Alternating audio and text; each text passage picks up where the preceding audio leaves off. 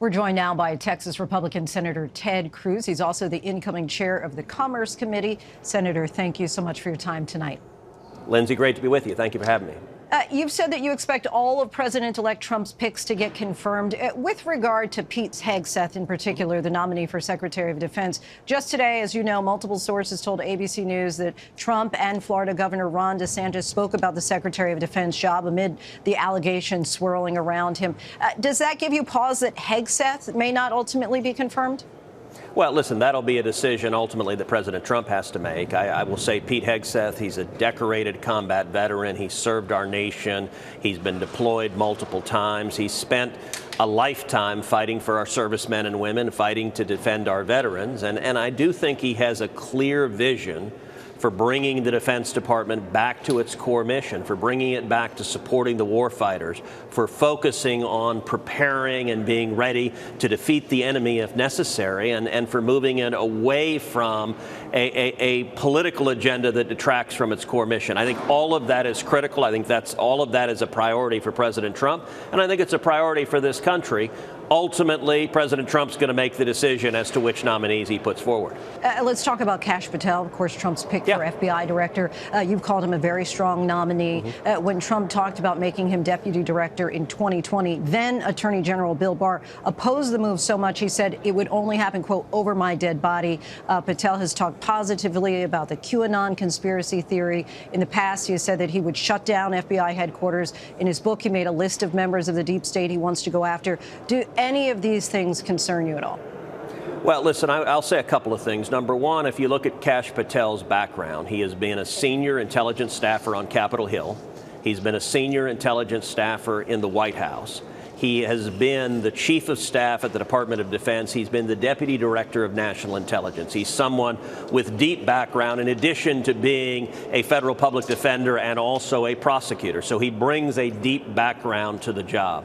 But secondly, I will say the world, and in particular the FBI and the Department of Justice, are very, very different today than they were back in 2020 when Bill Barr was Attorney General. And what we've seen for 4 years, tragically, has been the politicization and the weaponization of the Department of Justice and the FBI.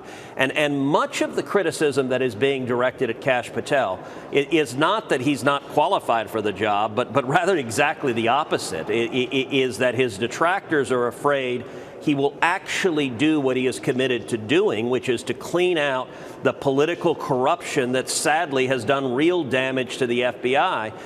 On your podcast, The Verdict with Ted Cruz, you called the Hunter Biden pardon an absolute abuse of power. Biden, of course, had repeatedly said that he would not pardon Hunter Biden. Then he did exactly that. On the other hand, Trump pardoned his son-in-law's father, Charles Kushner, his former chief of staff, Steve Bannon, among others. He's also implied he may pardon January 6 defendants. Of course, presidents have long had this right. But in your estimation, at what point does a pardon become an absolute abuse of power, as you call it? Well, listen, one of the clear ways it becomes an abuse of power, whereas here, Joe Biden and the White House lied about it for a year. Joe Biden repeatedly looked in TV cameras and said, I will not pardon Hunter Biden. No, no, no. Karine Jean-Pierre, the White House press secretary, repeatedly said, no, no, no, zero chance of this happening.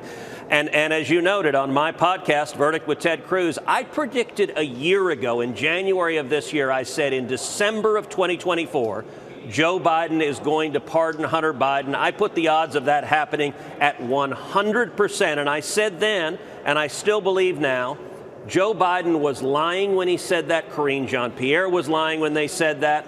They knew they were lying, and everyone listening to them knew they were lying. And I think that is a real problem when you are lying to the American people. In my view, this pardon for Hunter Biden, of course, it is a father caring for his son, but I think at its heart, it is about Joe Biden protecting Joe Biden and not wanting investigation into influence peddling and selling favors that Joe Biden and his family have made tens of millions of dollars over the years doing exactly that.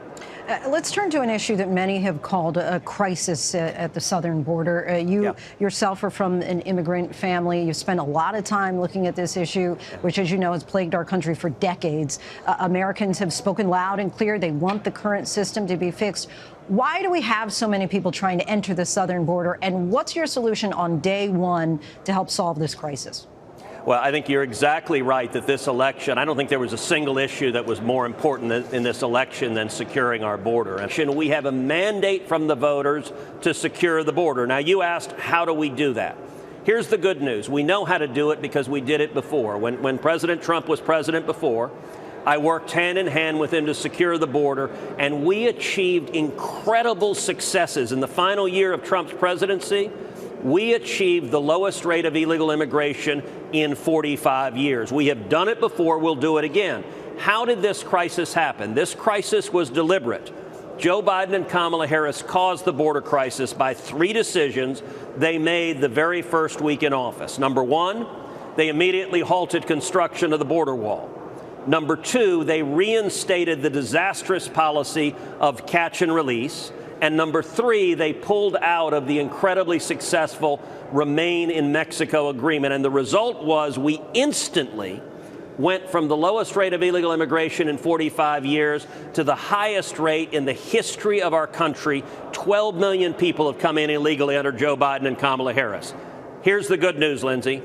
Everything done through unilateral executive action can be undone through unilateral executive action. So I believe on day 1, on January 20th of next year, President Trump will reverse those 3 decisions. He will resume construction of the border wall, he will end catch and release, and he will move to reinstate the Remain in Mexico agreement. And here's my prediction. We will see the numbers plummet, and it won't take a year, it won't take 6 months. The numbers will plummet by January and February of next year. And then Congress will follow it up by legislating and providing serious funding to secure the border and to keep our communities safe. Senator Ted Cruz, I have a lot more questions for you, but we're out of time. I hope you'll come back on the show with us. I look forward to it. Thank you.